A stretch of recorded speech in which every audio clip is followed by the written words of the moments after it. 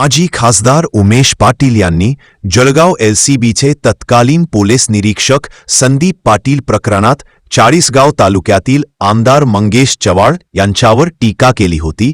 त्यानंतर आता माजी मंत्री आणि विधान परिषदेचे आमदार एकनाथ खडसे यांनीही आमदार चव्हाण यांच्यावर टीका केली आहे आणि आमदार मंगेश चव्हाण यांची भूमिकाला इन्स्टंटबाजी म्हटलेला आहे। मात्र आमदार मंगेश चव्हाण यांनी माध्यमांच्या प्रतिनिधीसमोर शिवसेना नेते उमेश पाटील आणि आमदार एकनाथ खडसे यांच्या टीकेला अद्याप उत्तर दिलेले नाही। या संदर्भात आमदार चव्हाण काय उत्तर देणार याकडे सर्वांच्या लक्ष लागलेलं आहे।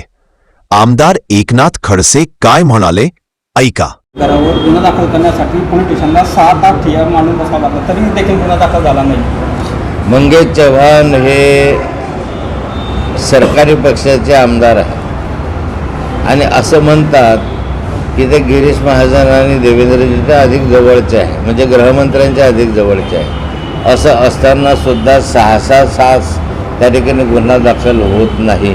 याचा अर्थ आहे असा आहे की त्यांचा प्रभाव त्या ठिकाणी कमी आहे। पण एक गोष्ट लक्षात घेतली पाहिजे की 6 तास त्या ठिकाणी ती महिला थांबवून सुद्धा गुन्हा दाखल होत नाही। नंतर ती महिला गुन्हा दाखल करायला नकार देते, ते नाही म्हणते। मग त्या महिलेवर कोणाचा दबाव होता का? त्या महिलेला कोणी दबावाखाली पोलीस स्टेशनला आणलं होतं का? जर गुन्हा नोंद झालाच नाही तर अशा गुन्हा नोंद झाला नाही त्याच्यामध्ये त्या संदीप पाटलांना निलंबित करण्याचं काय काम? त्याला निलंबित करताना कमीत कमी गुन्हा दाखल झाला पाहिजे, बाकीचं सिद्ध झालं पाहिजे, तर त्याला संदीपला सस्पेंड काय त्याला बडतर्फ केलं पाहिजे होतं। पण अजून गुन्हा दाखल नाही, काही कारण नाही। असं असताना त्या अधिकाऱ्यांना सस्पेंड केल्यामुळे दुसऱ्या अधिकाऱ्यांमध्ये अस्वस्थता आहे। निलंबित केलं आहे, त्या अधिकाऱ्याला निलंबित केलं। त्याच्यानंतर ते 2 मण्यार बंधू जे आहेत त्यांची चौकशी पण सुरू झाली आहे। स्वतः मंगेश चव्हाण एसपींना पण भेटले, ते म्हणतात की महिलेने जर तक्रार दिली नाही तर मी स्वतः फिर्याद देईल। मात्र अजूनपर्यंत ते फिर्याद द्यायला सुद्धा आले नाही। काय माहिती आहे का, राजकारणामध्ये असे स्टंट बऱ्याचदा केले जातात आणि स्टंटबाजी आहे। चला बहुत सातत्यानं कारवाई किंवा कुठल्या तरी विषयावर चर्चेला असतात, मात्र कुठेतरी गृह खातं या ठिकाणी अपयशी वाटतं आपल्याला। ज्या पद्धतीनं आमदार जे आहे ते सातत्यानं पोलिसांची कारवाई किंवा पोलिसांच्या भूमिकेविषयी पोलीस स्टेशनवर असतात किंवा अनेक गोष्टी असतात, पण यामुळे कुठेतरी गृह खातं काम जे आहे ते योग्य होत आणि एकंदरीत राज्यामधलीच कायदा सुव्यवस्था बिघडलेली आहे। मी राज्याचं सोडून द्या, पण जळगाव जिल्ह्यातलं चित्र अत्यंत भयानक आहे।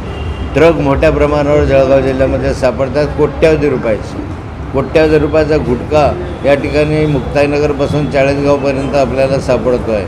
असा एक आठवडा गेला नाही की ज्याच्यामध्ये मर्डर झाला नाही। या जिल्ह्यामध्ये सातत्यानं मर्डर होत आहे, गोंधळ होतो आहे, आपसामध्ये भानगडी होत आहेत। कायद्याचं राज्य या जिल्ह्यामध्ये राहिलं नाही असं चित्र आहे। एकंदरीत कायदा सुव्यवस्था या जिल्ह्यामधली बिघडलेली आहे।